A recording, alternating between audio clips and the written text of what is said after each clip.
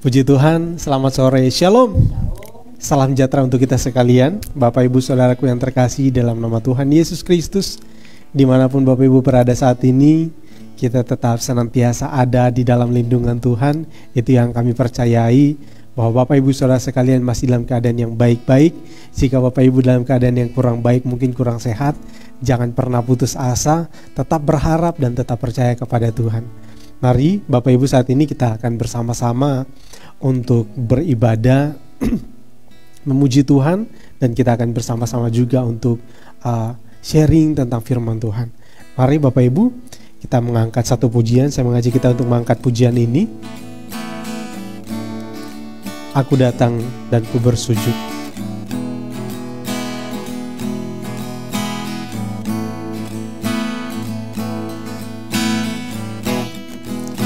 Aku datang dan ku bersujud di hadapanmu.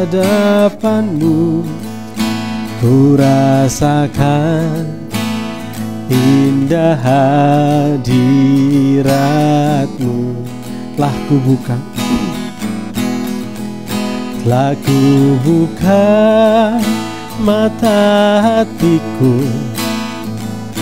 dan seluruh jiwaku untuk ku nikmati firman-Mu. Sekali lagi kita angkat pujian ini. Aku datang dan ku bersujud di hadapan-Mu. Ku rasakan indah hadirat-Mu.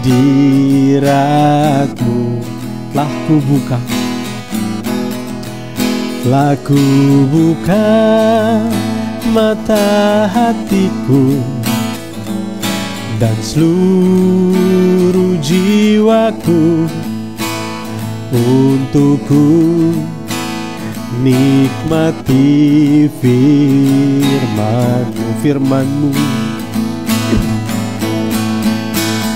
Firman-Mu yang kuasa untuk merubah sikap hati.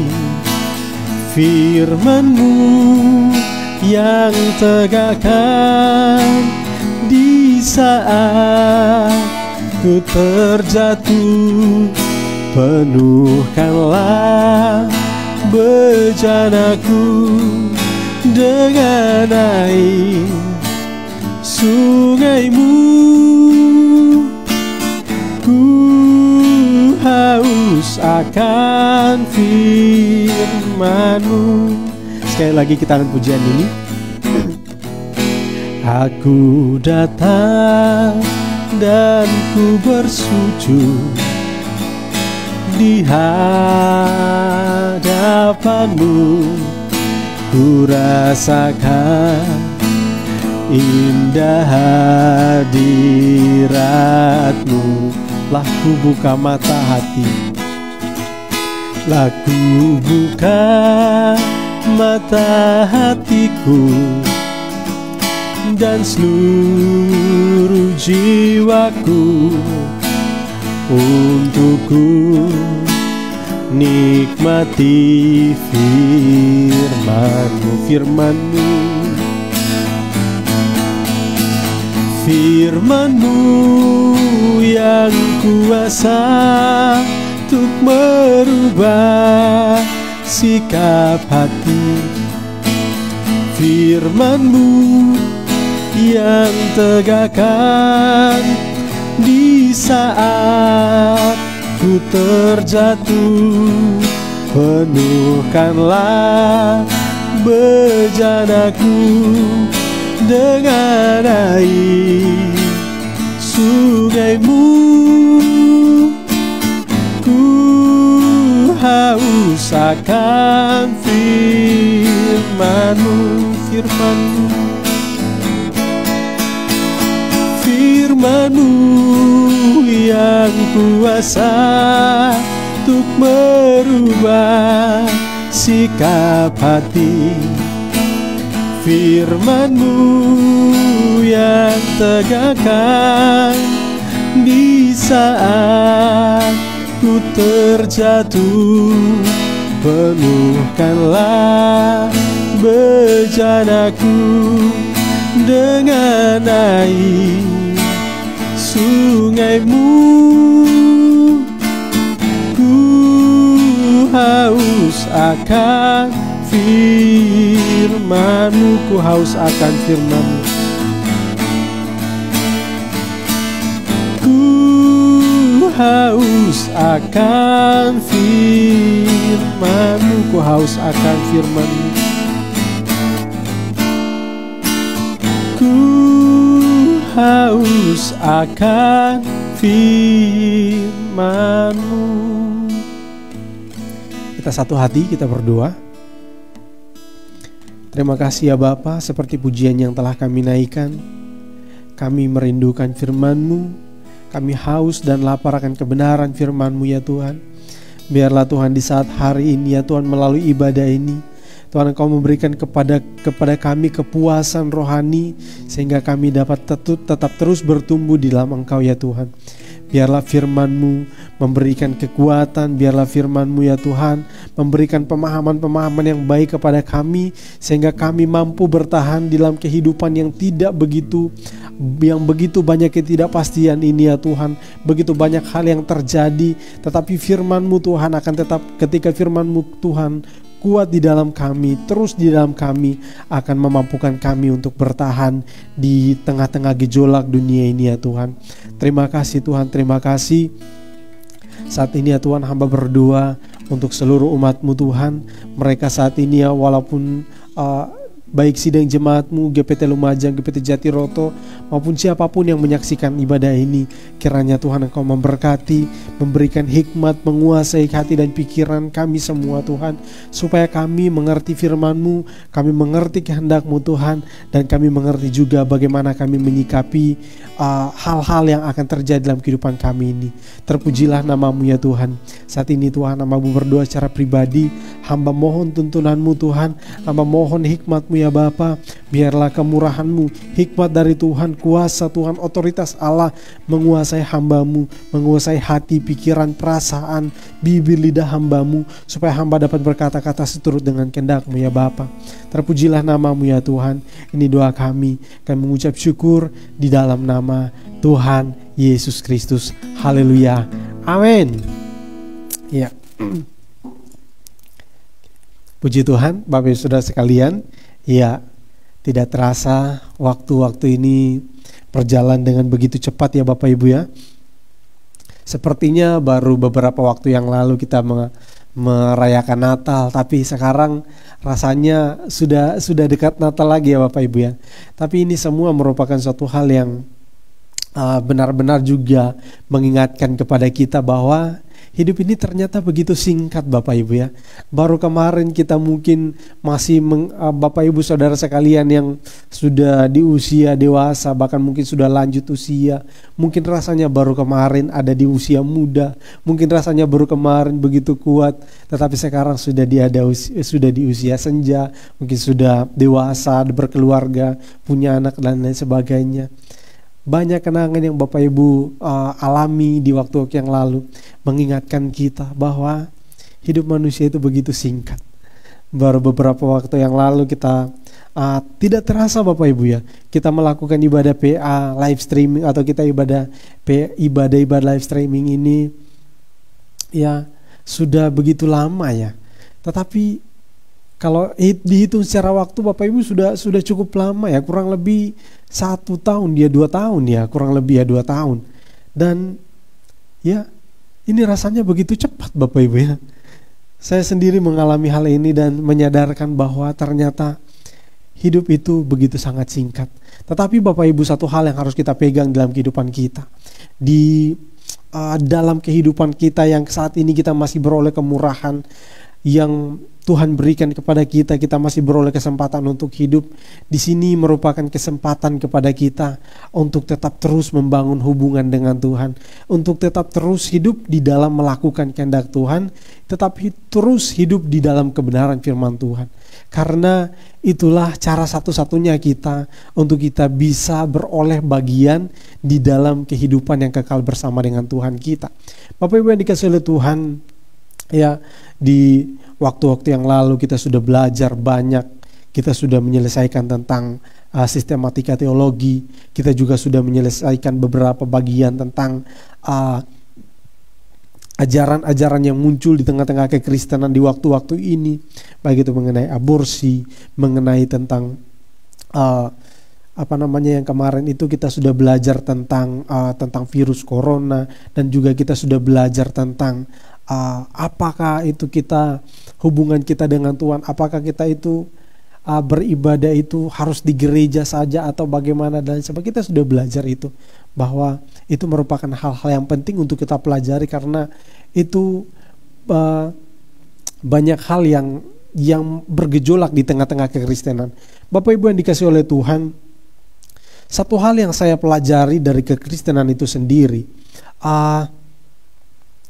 ketika ada hal-hal yang dari luar mencoba untuk menyerang kekristenan itu, mungkin sedikit kemungkinan, atau ada mungkin besar juga kemungkinan, kalau kita tidak belajar Alkitab, itu besar juga kemungkinan. Tapi kalau di kalangan kita sebagai orang Kristen yang sungguh-sungguh dalam Tuhan, itu kecil kemungkinan kita untuk meninggalkan iman kita karena hal-hal dari luar yang mencoba untuk mengacaukan iman kita, atau mencoba untuk mengaburkan iman kita, atau mencoba untuk mengelabui firman Tuhan, mengelabui kita tentang firman Tuhan, atau mengatakan Alkitab dan lain sebagainya, mengatakan tentang Tuhan. Mungkin sulit kalau orang-orang luar yang berkata demikian. Tetapi Bapak Ibu, di sini yang saya pelajari adalah ketika banyak sekali orang Kristen itu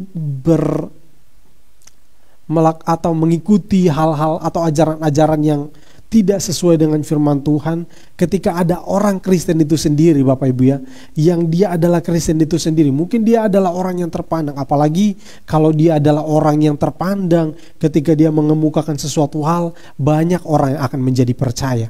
Nah Bapak Ibu yang dikasihi oleh Tuhan, kita di zaman ini sudah banyak sekali dengan teknologi, dengan kemajuan teknologi, seharusnya membuat kita semakin giat untuk semakin kuat di dalam Tuhan, karena begitu dengan mudah kita untuk belajar, begitu dengan mudah kita untuk melihat hal-hal yang sedang terjadi, dan kita mencoba untuk melihatnya dari sudut pandang firman Tuhan.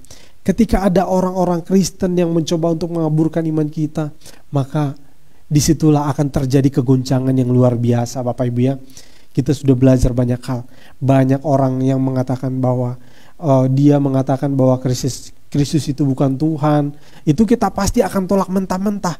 Tetapi kalau dia mengatakan, dia mulai menunjukkan ayat-ayat Alkitab perlahan-lahan, terus ujung-ujungnya dia menggiring kita, itu kita harus waspada tentang hal itu. Seperti yang kita akan lihat hari ini Bapak Ibu ya, ada konsep pemikiran di dalam kekristenan, atau ajaran di dalam kekristenan itu sendiri, bahasa kerennya itu adalah prosperity ya, prosperity gospel. Atau ini Bapak Ibu mungkin sering dengar atau mungkin kurang dengar, tetapi kalau nanti saya tunjukkan beberapa hal, mungkin Bapak Ibu akan mengerti akan hal ini. Orang sering kenal dengan teologi atau Injil kemakmuran ya Bapak Ibu ya, atau Injil kesuksesan. Jadi segala sesuatu yang mereka katakan tentang firman Tuhan akan bermuara, atau fokusnya itu akan selalu ke situ. Nah, di sini prosperity gospel itu mereka akan menunjukkan kepada orang-orang, ketika kita percaya kepada Tuhan, nanti kita akan mengalami hal-hal yang begini, kita akan mengalami hal-hal yang jadi. Apa yang akan terjadi ketika kita percaya kepada Tuhan? Ketika kita percaya kepada Tuhan Yesus Kristus, kita menerima Dia sebagai Tuhan dan Juru Selamat, atau mungkin kita saat ini belum begitu percaya sama Tuhan, maka kita akan mengalami begini, dan begitu. Nah, Bapak Ibu yang dikasihi Tuhan, ini banyak sekali saat-saat ini.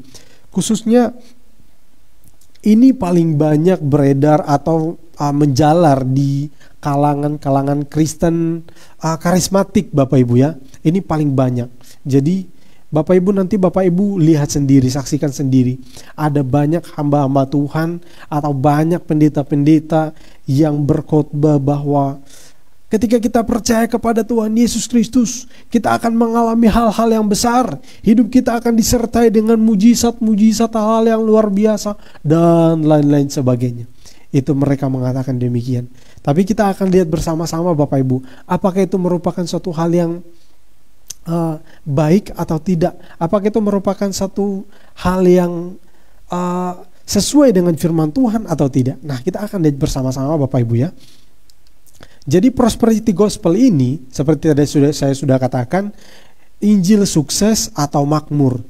Banyak, dan ternyata ketika ini sudah berkembang di kurang lebih mulai dari tahun 1960-an Bapak Ibu ya. Ini konsep ini sudah berkembang di kalangan kekristenan. Dan Bapak Ibu yang dikasihi oleh Tuhan, mereka mengatakan bahwa Tuhan itu menginginkan agar semua orang percaya itu berhasil, sukses di dalam segala hal atau di dalam segala bidang. Nah, Bapak Ibu yang dikasihi oleh Tuhan, untuk mendengar hal ini, kira-kira Bapak Ibu setuju enggak? Kira-kira Bapak Ibu setuju dengan hal ini atau tidak? Nah, kalau saya lihat dari hal ini, tidak ada yang salah Bapak Ibu ya. Dan ini adalah merupakan suatu statement atau suatu pengakuan atau suatu hal yang ungkapan yang benar Bapak Ibu ya. Tuhan ingin agar semua orang percaya itu berhasil dan sukses dalam segala hal. Memang ini adalah suatu hal yang benar dan tidak ada yang salah dengan hal ini. Tetapi kalau Bapak Ibu akan masuk lebih lanjut, mereka nanti kita akan lihat bersama-sama bahwa di dalam konsep ini semua orang yang percaya, tidak itu entah dia itu anak muda, entah dia itu orang dewasa, orang tua, oma, opa, pasti Tuhan ingin dia itu berhasil dalam segala sesuatu atau dalam segala bidang yang dia lakukan. Tidak terbatas pada satu golongan tertentu, kepada semua orang percaya. Nah, jadi di dalam ini mereka menunjukkan sesuatu yang baik, sesuatu yang wah, sesuatu yang hebat. Ini yang akan terjadi loh kalau kita percaya kepada Tuhan. Ini loh yang akan terjadi. Tuhan itu sudah berjanji seperti ini. Tuhan itu berjanji, Tuhan itu mengatakan bahwa kamu akan diberkati, kamu akan menjadi orang yang sukses, kamu akan menjadi orang yang hidupnya berkelimpahan, hidupmu akan tenang, bahagia, dan semuanya. Ini yang diajarkan, ini yang ditunjukkan oleh konsep pemikiran ini atau ajaran ini Bapak Ibu ya. Di sini kita akan melihat bahwa setiap kita, orang yang percaya memang harus senantiasa, ya saya katakan harus kita punya pemahaman yang banyak atau kita punya ilmu yang banyak tentang Alkitab itu sendiri ya. Saya katakan ilmu yang banyak bukan berarti kita belajar Alkitab hanya kita taruh di sini Bapak Ibu ya, tetapi apa yang kita pelajari kita lakukan.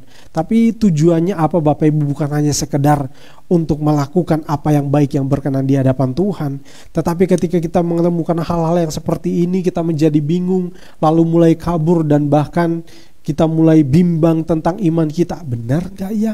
Benar gak ya? Sehingga ketika kita mengalami kesusahan, kita mengalami masa yang sukar, kita lalu mengatakan, wah ini bagaimana ini? Berarti iman saya ini salah. Berarti Tuhan yang saya sembah ini salah. Bukan Tuhan Yesus ini. Saya harus begini dan begitu. Nah, di ini kita belajar firman Tuhan, kita belajar tentang Alkitab supaya kita bisa menyikapi hal-hal yang demikian. Ketika ada orang yang membawakan hal yang seperti ini, maka kita akan bisa menyikapinya dengan baik. Nah, Bapak Ibu yang dikasihi oleh Tuhan, prosperity gospel ini atau Injil sukses atau makmur ini menyatakan hal-hal yang baik. Seketika kita mengikut Tuhan, maka kita akan menjadi orang yang baik. Ketika kita mengikut Tuhan, kita akan menjadi orang yang ini dan begitu. Semuanya baik, semuanya baik. Nah, ini kita akan lihat. Memang seharusnya demikian, tetapi kita akan melihat ternyata konsep pemikiran yang dikatakan oleh orang-orang ini tidak seperti dengan apa yang sebenarnya dinyatakan di dalam Alkitab. sebentar nanti Bapak Ibu kita akan lihat seperti apa sih sebenarnya konsep pemikiran mereka. Nah, jadi di sini mereka menyatakan bahwa ketika Yesus itu mati berkorban untuk kita sekalian, kuasa salib Kristus itu membuat kita itu menang, ya, menang atas maut. Benar sekali Bapak Ibu, menang atas maut. Jadi kita itu dimerdekakan dari segala dosa-dosa kita yang mengikat kita. Kita itu dibebaskan dari hukuman dosa, menang atas maut. Terus yang selanjutnya, bukan hanya itu Bapak Ibu, mereka mengatakan bahwa ketika Yesus itu mati berkorban untuk kita, bukan hanya membebaskan kita dari dosa-dosa kita, Dia membebaskan kita dari kemiskinan kita, membebaskan kita dari segala penyakit kita yang kita alami. Kita menang atas sakit penyakit, membebaskan kita dari belenggu dan penderitaan. Tidak akan ada penderitaan ketika kita mengikut Tuhan. Nah, ini yang diajarkan di dalam atau konsep pemikiran dari prosperity gospel ini, ya, atau Injil kesuksesan atau Injil kemakmuran. Nah, Bapak Ibu yang dikasihi oleh Tuhan, ini kita sudah mulai lihat kejanggalan-kejanggalannya, ya Bapak Ibu, ya. Sini sudah mulai kita lihat bahwa kuasa salib Kristus itu atau kuasa kematian atau kebangkitan Kristus itu membuat kita menang atas maut. Ini tidak salah Bapak Ibu, ini suatu hal yang benar dan memang demikian. Kematian Kristus ketika Yesus berkorban, ya, Dia memang menyelamatkan kita. Karena apa? Kita ini berada di dalam maut, seperti yang dikatakan di dalam Roma pasal 6 ayat 23 bahwa upah dosa adalah maut. Ketika kita berdosa, maka kita berada di dalam maut. Dan salib Kristus membawakan kemenangan bagi kita. Ketika kita percaya dan menerima Yesus, maka kita menang atas maut. Nah, di sini teologi atau konsep pemikiran tentang kemakmuran ini atau Injil kemakmuran ini, mereka mengatakan tidak hanya di situ sebenarnya. Kita harus percaya juga bahwa kuasa salib Kristus itu membebaskan kita atau membuat kita itu menang atas kemiskinan, mengalahkan kemiskinan. Ketika kita berada di dalam kemiskinan saat ini, percaya bahwa Tuhan membuat kita menjadi kaya. Nah, Bapak Ibu yang dikasihi Tuhan, ini yang ditawarkan oleh pemikiran ini. Terus yang selanjutnya, saat ini Bapak Ibu sedang sakit. Mungkin Bapak Ibu, ya, banyak sekali kita kalau hal ini mungkin banyak sekali Bapak Ibu kita lihat, ya. Ketika ada orang yang membuat KKR dan lain sebagainya, percaya Yesus engkau sembuh, percaya Yesus engkau sembuh. Ini banyak sekali Bapak Ibu, ya, mujizat-mujizat, ya. Ini bisa saja terjadi, bisa. Tetapi apakah seperti itu Bapak Ibu, ya? Nah, di sini kita akan melihat, namun dari konsep pemikiran ini dikatakan kita bebas dari belenggu, kita bebas dari penderitaan ketika kita percaya Yesus. Tetapi Bapak Ibu, kalau kita mengikuti tentang konsep pemikiran dari ajaran ini Bapak Ibu, ya, yang utama itu jadi kabur. Tentang kemenangan atas maut itu jadi kabur. Fokusnya menjadi kita ini bebas dari kemiskinan. Fokusnya ini kita akan bebas dari sakit penyakit. Fokusnya ini kita akan hidup bahagia, bebas dari penderitaan-penderitaan. Itu yang menjadi fokusnya Bapak Ibu, ya. Jadi tentang maut ini kita itu menang. Padahal itu kemenangan atau kuasa yang sangat luar biasa. Itu yang paling besar dari semuanya itu Bapak Ibu, ya. Bahwa segala sesuatu, orang miskin bisa menjadi kaya, orang sakit bisa jadi sembuh, orang menderita bisa jadi bebas dari penderitaan. Tetapi orang yang berada di dalam kuasa maut tidak akan bisa bebas Bapak Ibu dengan sendirinya, ya. Kalau bukan salib Kristus, ini yang justru yang paling utama dari kuasa kematian dan kebangkitan Tuhan Yesus Kristus itu Bapak Ibu, ya. Ini yang paling utama. Tetapi di dalam konsep pemikiran ini, yang utama itu justru menjadi kabur, ya. Mereka akan berfokus kepada orang yang miskin, bebas dari kemiskinan, orang yang ada di dalam sakit penyakit, bebas dari sakit penyakit, orang yang sedang di dalam belenggu penderitaan, bebas dari penderitaannya. Nah, ini yang ditawarkan dalam konsep ajaran ini. Mereka akhirnya mengaburkan tentang kematian, tentang kemenangan kita atas dosa-dosa, yang kita dimerdekakan. Bukan kita merdeka sendiri atas perjuangan sendiri, tetapi Kristus yang memerdekakan kita. Ini suatu hal yang sangat luar biasa Bapak Ibu ya. Dan ini kita harus hati-hati dengan hal ini Bapak Ibu. Dan ujung-ujungnya akan bermuara atau terfokus kepada kemiskinan menjadi tidak miskin lagi, yang orang yang sakit menjadi bebas dari penyakit, yang orang yang menderita menjadi bebas dari penderitaannya. Nah, ini yang ditawarkan dalam konsep pemikiran ajaran ini Bapak Ibu ya. Sekarang Bapak Ibu, inilah yang menjadi fokus dari ajaran-ajaran itu. Jadi mereka fokusnya itu kita akan diberkati. Berkat yang menjadi fokus mereka adalah kita akan diberkati, berkat dengan kekayaan yang melimpah, diberkati dengan kesehatan yang melimpah, diberkati dengan kebahagiaan yang luar biasa, dan lain-lain. Nah, ini konsep berkat di dalam ajaran tersebut Bapak Ibu ya. Jadi kekayaan, kita kaya dengan melimpah, kita sehat-sehat dengan luar biasa, kita bahagia dengan luar biasa. Nah, ini yang diajarkan dalam konsep ajaran tersebut. Nah, Bapak Ibu yang dikasihi oleh Tuhan, inilah saya akan tunjukkan sebelum kita akan masuk lebih jauh. Kita akan membaca sebuah ayat nanti Bapak Ibu ya. Di sini saya akan tunjukkan dulu tentang ajaran ini. Karena Bapak Ibu yang dikasihi oleh Tuhan, kenapa saya tidak cantumkan ayat-ayat di dalam ajaran-ajaran ini? Karena semua ayat atau semua yang mereka khotbahkan tujuannya akan mengarah ke situ Bapak Ibu ya. Apapun itu yang mereka khotbahkan akan menjadi ke situ, arahnya akan ke situ. Jadi semua ayat Alkitab Bapak Ibu bisa mereka pakai dan tujuannya akan ke situ Bapak Ibu ya.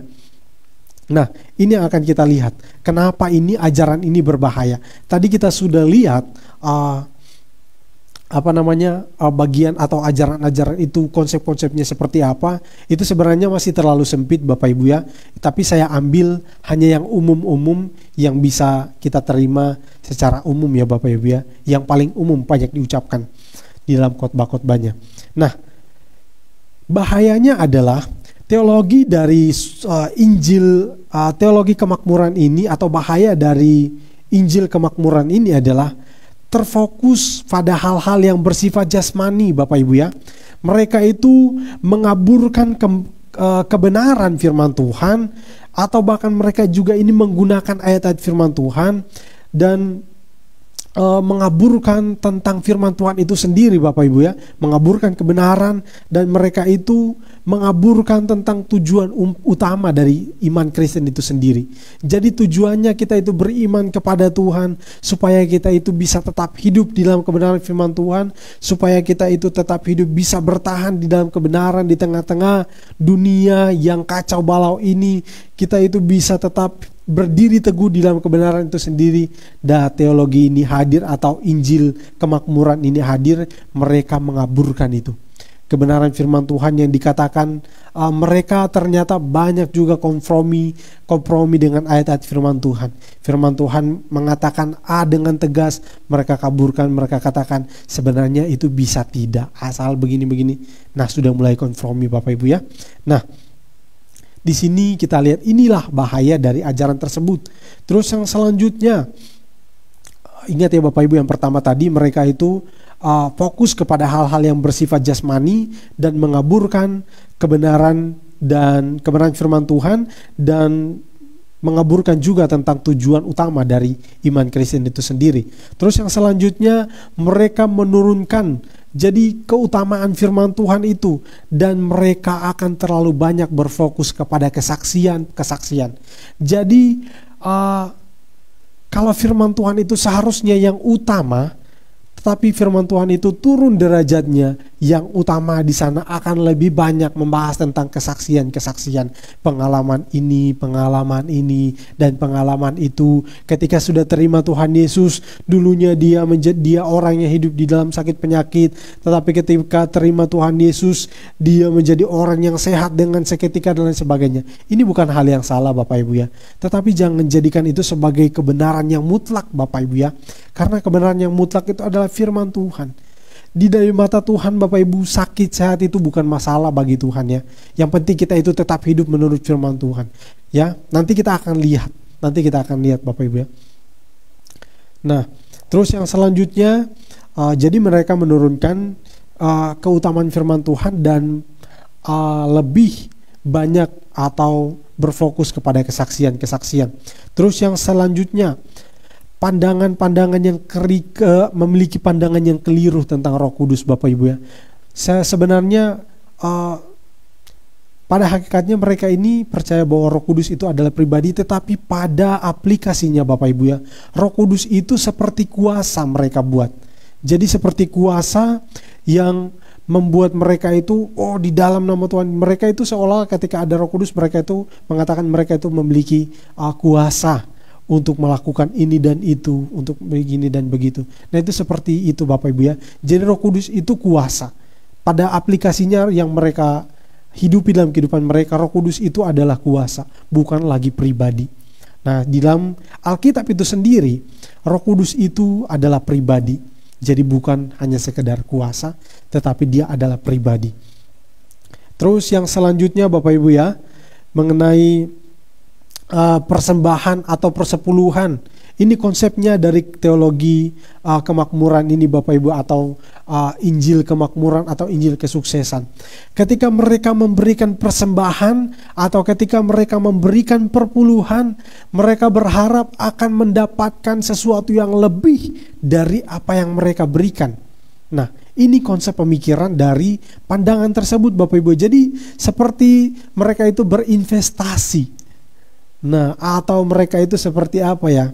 Seperti pasang modal, kasih uang, nanti akan digantikan berlipat-lipat kali ganda, 30 kali lipat, 60 kali lipat, 100 kali lipat, bahkan berlipat-lipat. Ini yang ditanamkan di dalam konsep ajaran ini Bapak Ibu ya. Hati-hati Bapak Ibu. Kenapa ini salah Bapak Ibu ya? Ketika kita memberikan persembahan persepuluhan, Bapak Ibu pasti mengerti ya. Bukan karena kita membeli atau bukan karena kita berharap akan menerima lebih banyak lagi Bapak Ibu, tetapi justru kita memberi itu karena kita sudah diberkati oleh Tuhan Bapak Ibu ya.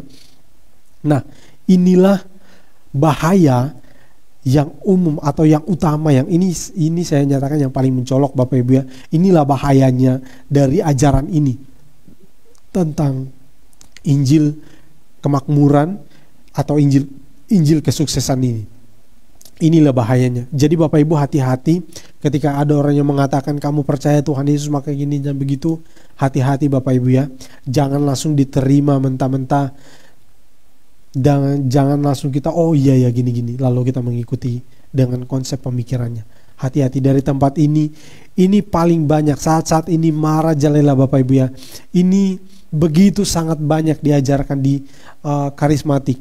Mungkin karena kita di tempat ini masih tergolong lumayan banyak yang golongan Protestan ya Bapak Ibu ya. Tapi ada juga banyak juga yang karismatik.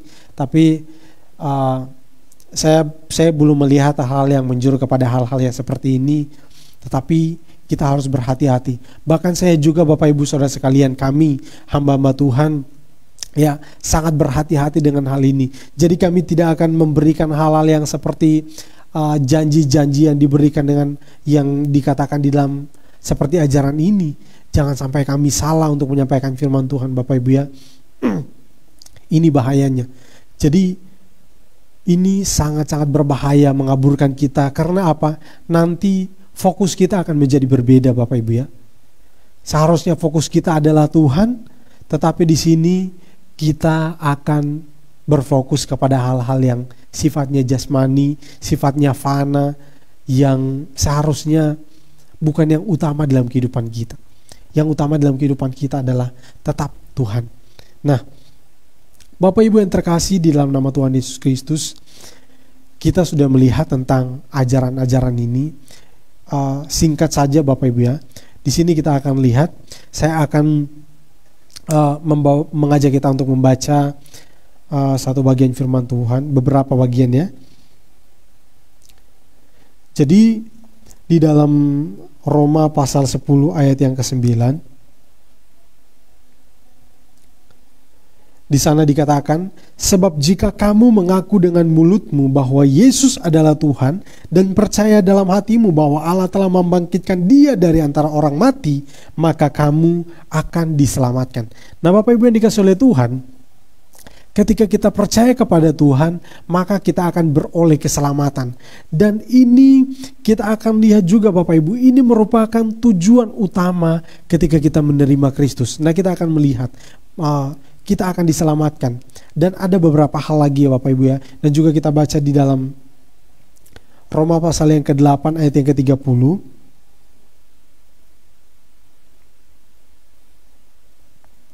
Ya.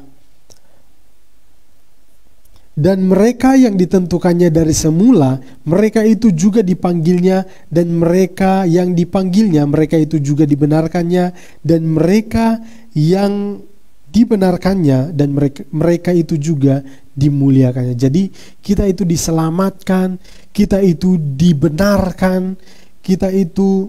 Terus yang selanjutnya di dalam Ibrani pasal yang ke-10 ayat yang ke-10 dikatakan, dan karena kehendaknya inilah kita telah dikuduskan satu kali untuk selama-lamanya oleh persembahan tubuh Yesus Kristus. Jadi korban Kristus atau tujuan utama kita itu menerima Kristus itu dalam kehidupan kita sebagai Tuhan dan Juru Selamat kita. Kita itu akan menerima suatu hal yang dilakukan oleh Tuhan, dikerjakan oleh Tuhan, yaitu kita dibenarkan, kita dikuduskan, dan kita diselamatkan Bapak Ibu ya. Kita bebas dari maut atau bebas dari hukuman maut. Nah ini yang utama yang dikerjakan oleh Tuhan di dalam kehidupan kita. Nah Bapak Ibu yang dikasihi oleh Tuhan, kita akan lihat lagi. Inilah saya hanya memberikan gambaran di awal ini tentang tujuan utama dari kita itu menerima Kristus. Kalau orang tadi, ajaran tadi mengatakan, terima Kristus, kamu akan dibebaskan, kamu akan dipulihkan, kamu akan hidup di dalam kelimpahan dan lain sebagainya. Nah, ini yang diajarkan dalam ajaran tadi. Tetapi kita menurut Alkitab dikatakan, ketika kita menerima Tuhan Yesus Kristus, kita akan dikuduskan, kita akan dibenarkan, dan kita akan diselamatkan. Nah, ini yang dikatakan oleh firman Tuhan. Nah, lalu bagaimana dengan hal yang lain? Nah kita akan lihat Bapak Ibu ya. Nah di dalam Roma pasal 8 ayat yang ke-28, Bapak Ibu pasti tahu ayat ini ya. Nah jadi konsep berkat menurut Alkitab yang sebenarnya Bapak Ibu kita bisa baca di dalam ayat ini. Saya akan ajak kita kembali untuk membaca ayat ini.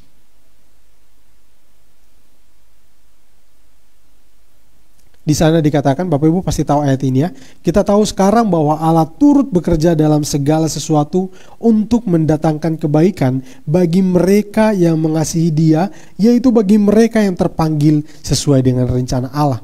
Kita semua yang dipilih Tuhan, kita semua yang terpanggil menurut rencana Tuhan, atau kita semua yang mengasihi Tuhan, hidup dalam kebenaran firman Tuhan, maka kita adalah orang-orang yang diberkati. Nah, berkat itu adalah segala sesuatu yang kita peroleh di dalam Tuhan. Nah jadi Bapak Ibu, segala sesuatu yang diperoleh di dalam Tuhan itu contohnya seperti apa sih?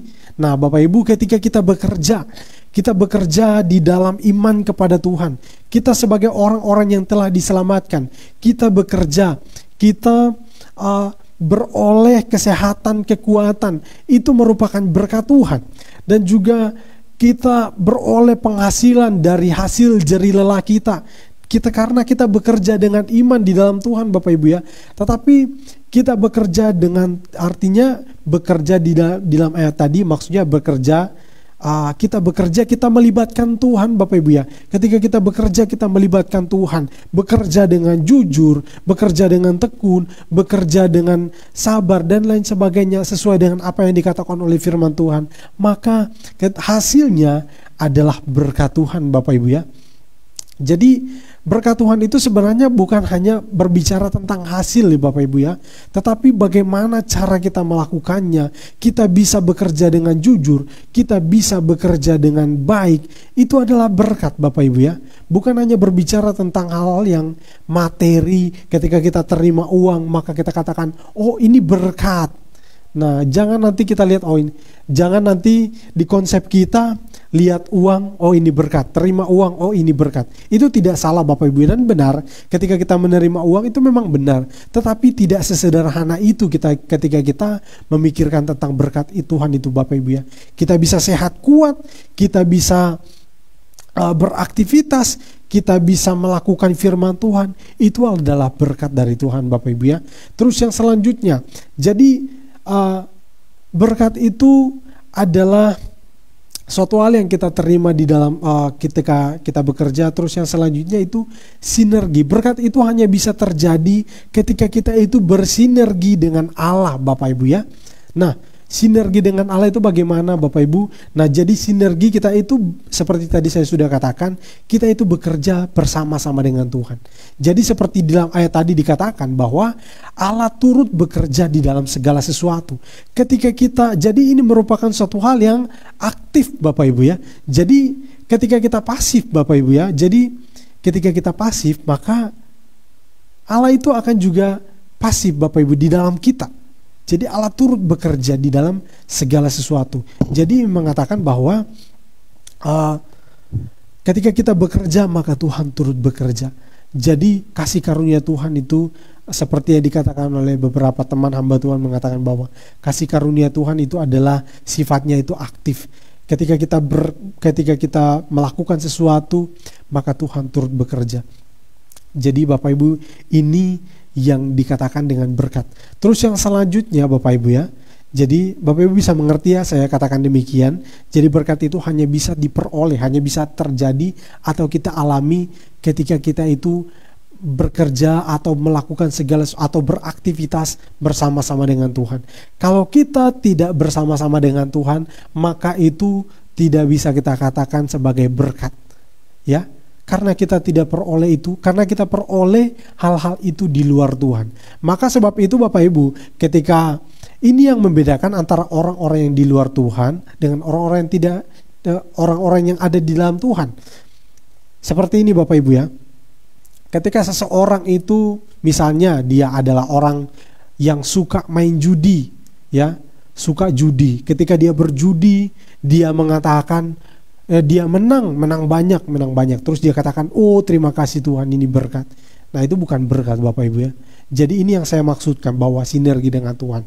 Ketika kita melakukan segala sesuatu dengan Tuhan, maka ketika yang dikatakan dengan berkat itu Bapak Ibu ya, adalah sesuatu yang kita lakukan bersama dengan Tuhan. Jadi sesuatu yang kita lakukan di luar Tuhan, bahkan ketika kita beroleh hasil yang banyak, itu bukan berkat Bapak Ibu ya. Inilah yang membedakan berkat dengan yang bukan berkat. Terus yang selanjutnya, berkat Tuhan itu sifatnya cukup Bapak Ibu ya. Berkat Tuhan itu sifatnya cukup, sehingga Bapak Ibu kita bisa melihat bahwa Tuhan itu akan memberkati kita. Janji firman Tuhan adalah Dia tidak akan membiarkan umatnya itu kekurangan. Asal kita itu benar-benar hidup dengan baik Bapak Ibu ya, hidup seturut dengan firman Tuhan. Jadi jangan kita katakan, oh Tuhan itu akan memberkati kita, lalu kita akan diam saja tanpa melakukan apa-apa. Nah itu orang yang konyol Bapak Ibu ya, menunggu berharap diberkati oleh Tuhan tanpa melakukan apapun. Nah itu kembali lagi kepada bagian yang sebelumnya tadi, yaitu sinergi. Jadi Tuhan itu akan bekerja di dalam kita ketika kita juga itu melakukan atau mau melakukan sesuatu. Nah jadi jangan mengatakan kita akan diberkati oleh Tuhan lalu kita tidak mau, jangan kita itu berpikir kita akan menerima berkat Tuhan tanpa kita melakukan apa-apa. Nah jadi hal ini Bapak Ibu ya, tanpa melakukan apa-apa bisa saja terjadi dalam kehidupan kita kalau kita itu tidak bisa melakukan apa-apa lagi, bukan tanpa melakukan apa-apa. Jadi lalu kita diam-diam saja, padahal kita masih bisa berbuat ini, masih bisa berbuat itu, tapi kita tidak mau melakukannya, lalu kita berharap diberkati oleh Tuhan. Jangan. Nah, berkat Tuhan itu bisa saja terjadi kepada kita tanpa kita melakukan apa-apa kalau kita mengalami jalan buntu, Bapak Ibu ya. Ketika kita sudah tidak bisa lagi berbuat apa-apa, nah itu Tuhan akan turun tangan, Bapak Ibu ya. Nah itu kadang-kadang terjadi di dalam kehidupan orang-orang yang percaya. Nah banyak juga kesaksian tentang itu. Tetapi itu bukan kebenaran yang mutlak. Sekali lagi saya kembalikan kepada kita, saya nyatakan kepada kita, itu bukan kebenaran yang mutlak. Sehingga kita mengatakan, oh saya akan diam saja, Tuhan yang akan bekerja untuk saya, Tuhan yang akan memberikan. Jangan seperti itu, Bapak Ibu ya. Kita diberikan hikmat oleh Tuhan.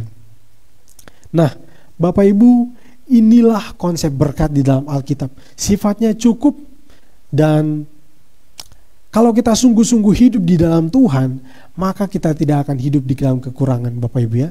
Kalau kita sungguh-sungguh di dalam Tuhan. Bukan berarti Tuhan akan datang dan memberikan kepada kita uang, kebutuhan-kebutuhan kita, misalnya uang, pakaian, makan, dan sebagainya, tanpa kita melakukan apa-apa, enggak. Tetapi ketika kita mengikuti firman Tuhan, maka Tuhan akan mengarahkan apa yang harus kita lakukan. Ketika kita sungguh-sungguh bergaul dengan Tuhan, ketika kita sungguh-sungguh hidup bergantung kepada Tuhan, berharap kepada Tuhan, kita melakukan apa yang berkenan di hadapan Tuhan, maka Tuhan sendiri yang akan mengarahkan kepada kita apa yang harus kita lakukan. Nah, jadi Bapak Ibu, Tuhan akan memberikan kepada hikmat untuk kita memikirkan, mempertimbangkan segala sesuatu, sehingga kita bisa tahu apa yang akan kita lakukan di dalam kehidupan kita. Sehingga dengan hikmat itu kita melakukan hal-hal yang baik, yang berkenan di hadapan Tuhan, dan dari situlah kita akan beroleh berkat-berkat seperti yang kita pikirkan. Mungkin kita beroleh berkat mungkin makanan, kita beroleh berkat mungkin mencukupi kebutuhan hari-hari kita, atau bahkan mungkin kita bisa mencukupi tentang kebutuhan-kebutuhan anak-anak kita di kemudian hari. Nah itulah yang tentang berkat Tuhan ini, Bapak Ibu ya. Jadi kalau tadi Bapak Ibu di dalam ajaran yang sebelum yang tadi saya katakan di awal, ketika kita percaya kepada Tuhan, maka kita akan mengalami berkat, bebas dari sakit penyakit, kita akan hidup di dalam kekayaan. Dan kalau di dalam ajaran ini Bapak Ibu, bukan hanya sekedar kekayaan sebenarnya yang mereka pikirkan. Hidup di dalam kekayaan, hidup di dalam kemewahan, hidup di dalam kelimpahan dan lain sebagainya. Nah ini yang berbeda dengan ajaran yang sebenarnya diajarkan dalam Alkitab itu sendiri. Bapak Ibu yang dikasihi oleh Tuhan, hati-hati. Sebab itu firman Tuhan katakan segala sesuatu itu harus diuji, Bapak Ibu ya. Bagaimana kita mengujinya? Kita mengujinya, kita akan lihat kembali apa yang sebenarnya dia katakan oleh Alkitab itu sendiri.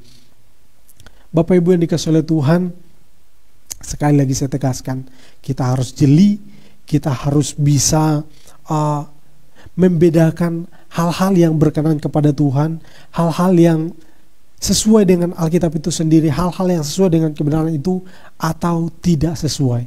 Nah ini yang penting dalam kita. Bagaimana kita bisa membedakan kalau kita itu tidak senang dengan Alkitab itu sendiri, Bapak Ibu ya. Bagaimana kita bisa melihat, oh hal ini tidak sesuai dengan kebenaran. Bagaimana kita bisa tahu tentang kebenaran itu sendiri, Bapak Ibu ya, kalau kita tidak senang, kalau kita tidak suka, hari-hari kita tidak berbaur dengan kebenaran itu sendiri, belajar dari kebenaran itu. Jadi dari kebenaran itu, jadi Bapak Ibu yang dikasihi oleh Tuhan, kita tidak harus melakukan kesalahan terlebih dahulu, Bapak Ibu ya, lalu kita tahu apa yang benar. Jadi kita tahu yang benar dulu, seharusnya kita itu bisa tahu yang benar dulu, lalu kita bisa membedakan, oh hal ini tidak sesuai dengan apa yang benar ini. Nah ini yang diharapkan oleh Tuhan, sehingga kita bisa membedakan ajaran-ajaran yang sesuai dengan kebenaran firman Tuhan dan yang tidak sesuai dengan kebenaran firman Tuhan. Penting untuk kita perhatikan hal ini. Jadi segala sesuatu, konsep berkat, kalau tadi berkatnya itu berkat hidup di dalam kelimpahan, berkat hidup bebas dari sakit penyakit, berkat itu hidup di dalam bebas penderitaan. Nah, Bapak Ibu yang dikasihi oleh Tuhan, itu yang dijanjikan di dalam konsep ajaran itu. Tapi dalam firman Tuhan itu, ketika mengikut Tuhan, bahkan firman Tuhan sendiri, anak manusia tidak mempunyai tempat untuk meletakkan kepalanya. Sehingga waktu Yesus mengatakan hal itu, banyak murid-murid yang menjadi mundur dari pengikutan mereka. Mereka ikut Tuhan sampai sejauh ada yang mengatakan, "Guru, saya akan mengikut engkau kemanapun engkau pergi." Terus Tuhan Yesus mengatakan demikian, anak manusia tidak mempunyai tempat untuk meletakkan kepalanya, sedangkan serigala punya liang, burung punya sarang, tapi anak manusia tidak punya tempat bahkan untuk meletakkan kepalanya. Lalu mengatakan, oh gitu. Dia mulai ragu, lalu memutuskan untuk dengan alasan-alasan yang ya sepertinya alasan-alasan yang baik, tetapi tujuannya adalah pengen mundur, tidak mau lagi, Bapak Ibu ya. Bahkan ada seorang hamba Tuhan pernah di dalam khotbahnya karena menentang ajaran tentang ini mengatakan demikian, Bapak Ibu. Saya tidak tahu kalau di sini Bapak Ibu kita akan melihat banyak kesaksian orang yang mengatakan, hidup saya menjadi berubah. Dulunya saya ini hidup di dalam kemiskinan, tetapi ketika saya percaya kepada Tuhan Yesus, saya setia beribadah, saya menjadi orang yang kaya. Saya menjadi orang yang hidup di dalam kesehatan. Yang dulunya saya punya sakit penyakit ini tidak bisa disembuhkan begitu lamanya. Ketika saya percaya Tuhan, saya disembuhkan dan saya tidak sakit lagi. Terus yang selanjutnya dikatakan, ketika saya percaya kepada Tuhan, saya bebas dari belenggu-belenggu yang mengikat saya. Saya bebas dari penderitaan-penderitaan yang dulu saya alami dan lain sebagainya. Kesaksian-kesaksian yang luar biasa, Bapak Ibu ya. Terus yang selanjutnya dia katakan bahwa saya ingin tahu bagaimana ketika Stefanus bersaksi di depan kita. Hai Bapak Ibu yang dikasihi oleh Tuhan, saya ini luar biasa mengalami berkat Tuhan. Ketika saya percaya kepada Tuhan, saya memberitakan Injil, saya dilempari batu, saya sampai mati. Terus apalagi Saulus, kesaksian Paulus, ketika saya sebelum mengenal Tuhan, saya adalah orang yang terpandang, hidup di dalam kemewahan, hidup di dalam kelimpahan, saya adalah orang yang disegani. Nah, tetapi ketika saya percaya kepada Tuhan, saya diberkati dengan luar biasa. Saya berulang-ulang kali hidup di dalam mengalami penderitaan tanpa bahkan di dalam saya dihukum, saya dikejar-kejar orang untuk dibunuh, saya dirajam batu, saya dicambuk dan lain sebagainya. Penderitaan yang luar biasa. Nah, Bapak Ibu yang dikasihi oleh Tuhan, kita akan melihat dengan kesaksian-kesaksian ini.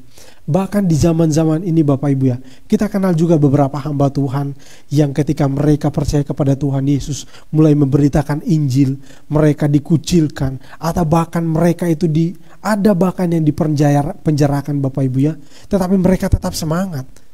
Mari kita lihat dengan kesaksian atau ajaran yang diajarkan di dalam prosperity gospel ini, atau Injil kemakmuran atau Injil kesuksesan.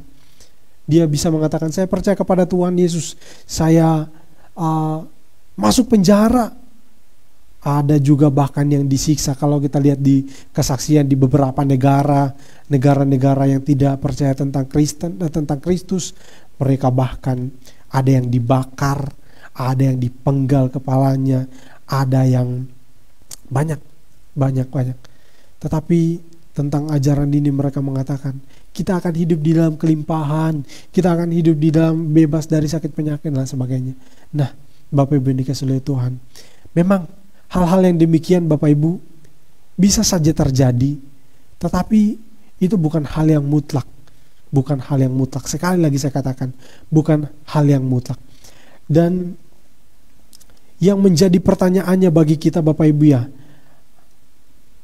sekarang kita akan lihat, apakah menjadi kaya itu salah? Atau apakah menjadi kaya itu dosa? Dosakah seseorang menjadi kaya? Atau salahkah ketika seseorang itu menjadi kaya? Nah, seperti Bapak Ibu kita baca di dalam ada satu ayat di dalam Lukas pasal yang ke-18 ayat yang ke-22, di sana dikatakan, Ketika ada seorang muda yang mengatakan, yang bertanya kepada Tuhan, bagaimana supaya saya beroleh kehidupan yang kekal? Terus Tuhan Yesus, setelah perbincangan, Tuhan Yesus mengatakan, kamu sudah melakukan ini. Oh, saya sudah begini, begitu. Terus satu hal lagi yang Tuhan Yesus katakan. Mendengar itu Yesus berkata kepadanya, masih tinggal satu hal lagi yang harus kau lakukan. Jualah segala milikmu, jualah segala yang kau miliki, dan bagi-bagikanlah itu kepada orang-orang miskin, maka engkau akan beroleh harta di surga. Kemudian datanglah kemari dan ikutlah aku. Nah, Bapak Ibu yang dikasihi Tuhan. Nah, bolehkah kita itu kaya, atau bolehkah atau salahkah ketika seseorang itu menjadi kaya? Bapak Ibu yang dikasihi Tuhan, di sini saya katakan kepada kita, sebenarnya kaya atau miskin itu tergantung kepada diri kita sendiri. Ya, tetapi memang ada beberapa orang itu kaya itu memang karunia, memang dikaruniakan oleh Tuhan, atau bahkan mungkin juga ada orang yang memang diizinkan oleh Tuhan untuk hidup di dalam kemiskinan. Bapak Ibu ya, miskin itu seperti yang pernah juga dikatakan oleh Bapak Gembala, miskin itu bukan berarti melarat Bapak Ibu ya, tetapi mereka berada di dalam keadaan hidup yang memang sederhana, tetapi mereka cukup, tidak pernah kekurangan. Mereka tetap terus dipelihara oleh Tuhan. Dan bisa saja orang mengalami itu karena seizin Tuhan, supaya di dalam keadaan yang seperti itu mereka bisa menyalurkan tentang kasih Tuhan, mereka bisa menjadi saksi Tuhan untuk di kalangan orang-orang yang tertentu Bapak Ibu ya, untuk di golongan-golongan tertentu. Nah itu hal-hal yang terjadi dalam kehidupan kita atau kekristenan. Salahkah menjadi kaya atau dosakah ketika seorang hidup dalam kekayaan? Kalau dikatakan tadi di dalam Injil yang dikatakan tadi hidup dalam kelimpahan, di dalam Alkitab itu ditolak bahwa ketika kita percaya Tuhan Yesus tidak harus kaya. Nah, di sini saya katakan kepada kita, kaya atau miskin itu sebenarnya itu seorang hamba Tuhan juga pernah mengatakan bahwa itu, saya ingat bahwa itu dikatakan bahwa itu sebenarnya di luar Tuhan, bahkan kita bisa menjadi kaya. Tetapi di dalam Tuhan, apakah kita itu harus kekayaan itu dosa? Seperti ayat yang baru saja kita baca, harus jual semua kekayaannya lalu bagi-bagikanlah kepada orang miskin. Nah, Bapak Ibu yang dikasihi oleh Tuhan, di sini kita sekali lagi saya katakan kepada kita bahwa kekayaan itu bukanlah dosa atau bukanlah sesuatu yang salah. Kalau kita mau kaya, ya kita akan ketika kita bekerja dengan sebaik mungkin, ketika kita bekerja dan beroleh hasil yang banyak, maka itu bukan suatu hal yang wajar. Itu hukum alam Bapak Ibu ya. Itu bukan hukum Tuhan. Itu hukum alam Bapak Ibu, hukum alam. Orang bekerja keras, mengumpulkan harta dengan banyak, pasti dia akan menjadi kaya. Pasti itu Bapak Ibu ya. Dia pintar mengelola keuangan, pintar mengatur segala sesuatu, bahkan untuk pengeluarannya dia pintar untuk mengelolanya. Pasti suatu saat dia akan menjadi orang yang berkatnya itu lebih di dalam hal materi atau keuangan. Nah itu bisa terjadi. Itu bukan suatu hal yang itu hal yang wajar Bapak Ibu ya. Itu sudah hukum alam. Bekerja giat, bekerja, kumpulkan harta, kumpulkan uang, maka akan jadi kaya. Tapi kalau kita kerja, kita foya-foya, beli ini, kita hidup di dalam misalnya hal-hal yang seharusnya kita tidak bisa mengatur tentang keuangan kita tidak bisa mengatur, uang yang masuk sekian kita tidak bisa atur, maka sulit kita untuk menjadi kaya. Terus kita katakan, saya tidak diberkati Tuhan, saya tidak. Bukan seperti itu Bapak Ibu konsepnya. Kita sudah diberkati oleh Tuhan, tetapi kita tidak bisa mengelolanya. Bahkan di dalam berkat yang baru sedemikian kita belum bisa mengelola, bagaimana kita bisa berharap berkat yang lebih dari Tuhan? Nah itu satu hal yang kurang pas menurut saya. Jadi Bapak Ibu yang dikasihi oleh Tuhan, kaya atau miskin, kaya itu bukan dosa Bapak Ibu ya, tetapi itu sudah merupakan suatu hukum alam. Kalau kita bekerja dengan giat, pintar mengatur keuangan, maka kita akan menjadi orang yang berkelimpahan di dalam keuangan kita atau harta kita. Terus yang selanjutnya, apakah miskin atau apakah kemiskinan, apakah penderitaan itu, apakah kesakitan itu merupakan dosa atau kutuk? Di dalam ajaran itu Bapak Ibu ya, kalau orang itu miskin, kalau orang itu hidup di dalam penderitaan, kalau orang itu mengalami sakit penyakit, maka itu merupakan kutukan. Nah, Bapak Ibu yang dikasihi Tuhan, berapa banyak hari-hari ini yang kita mengalami sakit Bapak Ibu ya? Apakah kita itu mengalami kutukan? Nah, Bapak Ibu yang dikasihi Tuhan, sakit atau miskin atau menderita itu bukan merupakan kutukan, tetapi itu merupakan suatu hal yang memang kita bisa alami dalam kehidupan kita. Salah makan, kita sakit, atau salah melakukan, misalnya salah beraktivitas, kita mungkin bisa keseleo, itu sakit Bapak Ibu ya. Terus yang selanjutnya hidup di dalam penderitaan, misalnya penderitaan di dalam masalah, mungkin masalah keluarga kita, atau mungkin masalah hubungan kita. Kita mengalami mungkin penderitaan secara fisik atau secara psikis, secara emosional kita mungkin mengalami penderitaan. Itu masalah-masalah teknis Bapak Ibu ya. Itu kita bisa saja kita alami. Ya. Terus yang selanjutnya miskin. Ketika kita salah mengatur keuangan, kita bisa menjadi orang yang miskin. Jadi itu bukan kutukan Bapak Ibu ya. Kita sendiri yang kurang pintar untuk mengelola keuangan kita. Kita sendiri yang kurang baik di dalam mengatur tentang kondisi fisik kita, sehingga kita mengalami sakit. Kita sendiri yang kurang pintar, kurang begitu baik di dalam melakukan banyak hal, lalu mengakibatkan kesalahan yang membuat kita itu menderita, sehingga membuat kita itu tidak bisa tidur karena penderitaan yang karena pekerjaan kita yang terbengkalai dan lain sebagainya. Nah, itu penderitaan Bapak Ibu ya. Jadi itu merupakan sesuatu hal yang terjadi karena kesalahan kita Bapak Ibu ya. Letaknya pada kita. Jadi ini bukanlah kutukan. Semuanya ini kalau kutukan Bapak Ibu ya, itu kutukan itu seperti sesuatu yang saya katakan tidak ada obatnya Bapak Ibu ya. Jadi ketika kita berada di dalam hal ini Bapak Ibu, mungkin kita ada di dalam kemiskinan, mungkin kita ada di dalam penderitaan, mungkin kita mengalami sakit.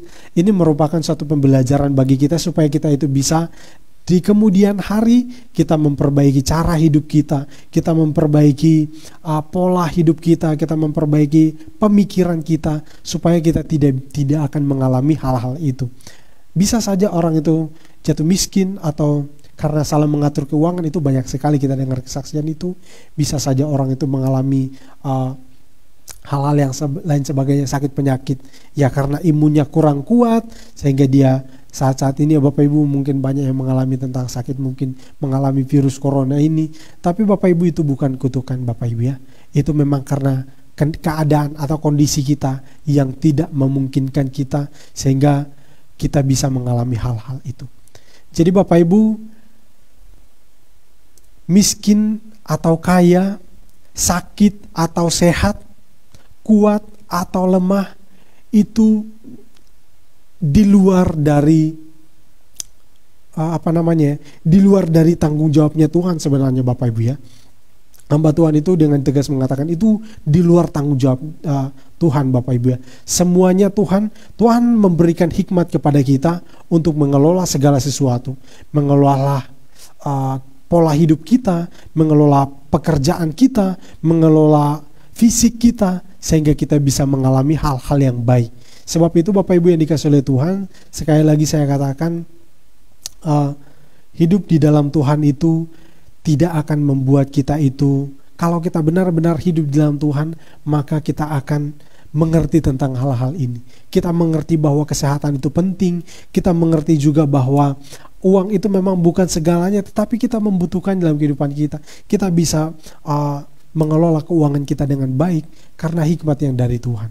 Ya, nah ini kalau kita melihat Bapak Ibu ya, sedikit lagi saya tambahkan, orang-orang kalau kita hanya mengatakan bahwa percaya Tuhan kita itu bisa kaya, tidak usah percaya Tuhan Bapak Ibu ya. Percaya Tuhan kita itu bisa, kita akan mengalami sehat, tidak usah percaya Tuhan. Kita bisa sembuh, tidak usah percaya Tuhan. Bebas dari penderitaan, tidak usah percaya Tuhan. Nah, Bapak Ibu yang dikasihi oleh Tuhan, kalau fokus kepercayaan kita kepada Tuhan hanya hal-hal itu, tidak usah percaya Tuhan Bapak Ibu ya. Orang yang tidak mengenal Tuhan lebih kaya, banyak yang kaya lebih kaya dari kita Bapak Ibu. Orang yang tidak percaya Tuhan Banyak yang sehat, lebih sehat dari kita, Bapak Ibu. Orang yang tidak percaya Tuhan bisa bebas dari penderitaan-penderitaan, bahkan mengalami stres, mereka bisa bebas dari tekanan-tekanan kejiwaan mereka. Bisa dilakukan orang-orang yang tidak percaya Tuhan. Datang saja kepada konselor, kita bisa diberikan pemikiran-pemikiran yang baik sehingga kita merasakan kelegaan. Bisa itu terjadi, Bapak Ibu.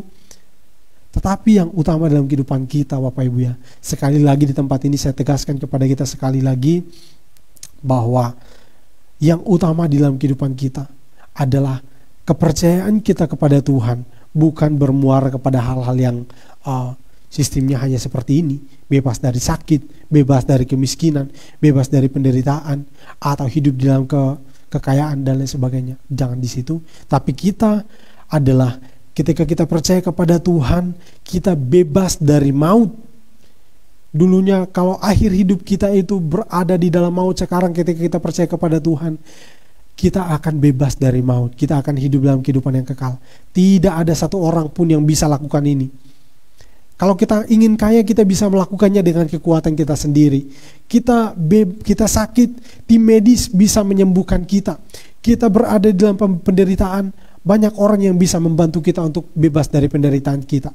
Tetapi dosa, Bapak Ibu, tetapi ketika kita berada di dalam maut, tidak satupun manusia yang bisa bebaskan kita selain Tuhan Yesus Kristus, selain melalui pengorbanannya. Terus yang selanjutnya, Bapak Ibu, dikuduskan, dibenarkan sehingga kita layak di hadapan Tuhan. Tidak ada satupun orang yang bisa lakukan itu. Kita bisa hidup benar, mungkin di mata manusia kita itu benar, tapi belum tentu itu di mata Tuhan kita benar. Jadi Bapak Ibu yang dikasihi oleh Tuhan, hal yang utama ketika kita percaya kepada Tuhan, yakinlah bahwa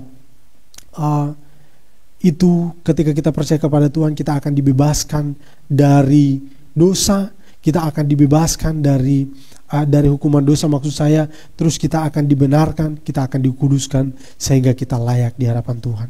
Lalu bagaimana dengan hal-hal yang ini, Bapak Ibu ya? Kita akan lihat satu ayat terakhir, saya akan bacakan kepada kita. Ini yang terakhir, Bapak Ibu. Maafkan saya sudah mengambil sedikit waktu. Di dalam Matius 6 ayat yang ke-33, di sana dikatakan, tetapi carilah dahulu kerajaan Allah dan kebenarannya, maka semuanya itu akan ditambahkan kepadamu. Ya. Ketika kita hidup di dalam Tuhan, ketika kita belum mengerti hal-hal ini, maka sekarang kita lihat bahwa hal yang dikatakan, hal yang ingin saya tegaskan kepada kita, utamakan Tuhan. Bukan utamakan tentang harta, kita ikut di dalam Tuhan yang kita cari kekayaan, jangan. Kita ikut di dalam Tuhan yang kita cari kesuksesan, yang kita cari kesehatan, jangan sebatas itu. Itu pemikiran yang terlalu sempit. Terus yang selanjutnya, kita hidup di dalam Tuhan adalah kita mengutamakan Tuhan. Terus yang selanjutnya adalah hidup menurut firman Tuhan. Segala sesuatunya itu tentang pakaian kita, makanan kita, semuanya itu dengan hikmat yang Tuhan berikan kepada kita, maka itu akan ditambahkan kepada kita. Tidak akan membuat kita itu melarat, Bapak Ibu ya. Terus yang selanjutnya, yang penting bagi kita sekalian, ketika kita hidup di dalam Tuhan, jangan membuat kita itu menjadi hamba uang seperti yang dikatakan di dalam Matius pasal yang ke-6. Pasal yang ke-6 tadi, di dalam ayat yang ke-24 dikatakan bahwa tidak seorang pun dapat mengabdi kepada dua tuan, karena jika demikian ia akan membenci yang seorang dan mengasihi yang lain, lalu atau ia akan setia kepada yang seorang dan tidak mengindahkan yang lain. Kamu tidak dapat mengabdi kepada Allah dan kepada Mamon. Jadi Bapak Ibu, Mamon itu bisa kita katakan uang ya Bapak Ibu ya. Jadi Bapak Ibu yang dikasihi oleh Tuhan, hidup di dalam Tuhan, jangan kita fokus kepada hal-hal yang jasmani. Semuanya itu kita butuhkan Bapak Ibu ya. Maksudnya kita bisa saja ketika kita bekerja memang tujuannya kita supaya kita bisa hidup, peroleh nafkah dan sebagainya. Kita harus fokus memang di situ. Jangan sampai itu menjadi terbengkalai karena kita tidak fokus. Tetapi yang terutama dalam kehidupan kita adalah tentang Tuhan. Ketika kita dipekerjakan, diperhadapkan, kamu harus pilih kehilangan pekerjaan, mengabaikan Tuhan atau kehilangan pekerjaanmu. Nah Bapak Ibu sudah harus dengan tegas apa yang terutama dalam kehidupan kita. Ya, Kalau kita memang benar-benar mengutamakan Tuhan, maka Tuhan akan senantiasa menjadi yang terutama dalam kehidupan kita. Hilang pekerjaan tidak apa-apa, yang penting Tuhan tetap saya junjung tinggi. Tidak hilang pekerjaan tidak mengapa, bahkan saya harus disiksa tidak mengapa, yang penting saya tetap memegang teguh nama Tuhan dalam kehidupan saya. Saya tetap hidup dalam kebenaran firman Tuhan. Tidak mengapa saya dipecat, yang penting saya tetap memegang kebenaran firman Tuhan. Saya tetap hidup benar. Karena saya hidup benar, saya dipecat tidak mengapa. Yang penting saya tetap berkenan di hadapan Tuhan. Nah, itu yang saya katakan dalam konsep ini. Masalah kaya atau miskin, kalau kita bekerja dengan sungguh-sungguh, maka kita akan diberikan berkat yang lebih. Kalau kita diberkati dengan sungguh-sungguh, kalau kita bekerja dengan sungguh-sungguh, kita akan diberikan hikmat untuk bisa mengelola segala sesuatu, termasuk keuangan kita. Maka kita akan menjadi kaya, Bapak Ibu ya. Tidak perlu takut. Kaya itu bukan suatu hal yang suatu hal yang bisa katakan suatu hal yang terlalu katakan mungkin tabu kita katakan ketika kita berkhotbah ya Bapak Ibu ya. Beberapa orang mungkin mengatakan itu hal yang tabu ketika berkhotbah tentang kekayaan. Nah, tidak mengapa, menurut saya itu hukum alam, sudah hukum alam. Tidak ada yang salah dengan itu. Kalau kita diberkati dengan kekayaan yang melimpah, itu hal yang wajar. Asalkan caranya Bapak Ibu ya. Ya, asalkan caranya. Caranya kita beroleh dengan kita bekerja sama dengan Tuhan. Ya, bukan bekerja sama dengan penipu, lalu kita korupsi dan sebagainya. Itu bukan berkat. Nah, baiklah Bapak Ibu, ini yang saya bisa sampaikan dari bagian ajaran ini. Jadi Bapak Ibu hati-hati dengan ajaran teologi kemakmuran atau Injil kemakmuran atau Injil kesuksesan yang hanya menawarkan tentang hal-hal yang baik, yang jasmania, fokusnya kepada hal-hal jasmania, lalu mengaburkan konsep kebenaran firman Tuhan. Nah, hati-hati, sekali lagi saya tegaskan, hati-hati, karena itu akan bertentangan dengan firman Tuhan. Mari Bapak Ibu, saya mengajak kita kembali untuk kita angkat pujian tadi. Sebelumnya sekalian kita akan menutup Bapak Ibu ya, ibadah kita berjalan seperti biasa untuk PA kita saat ini ya. Kita akan angkat pujiannya terlebih dahulu ya.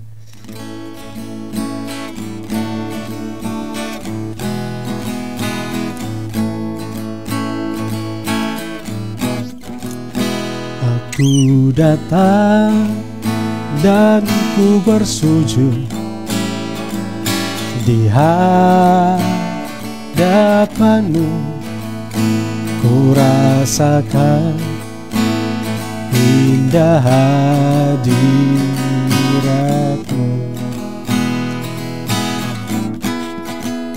Lah ku buka mata hatiku dan seluruh jiwaku untuk ku nikmati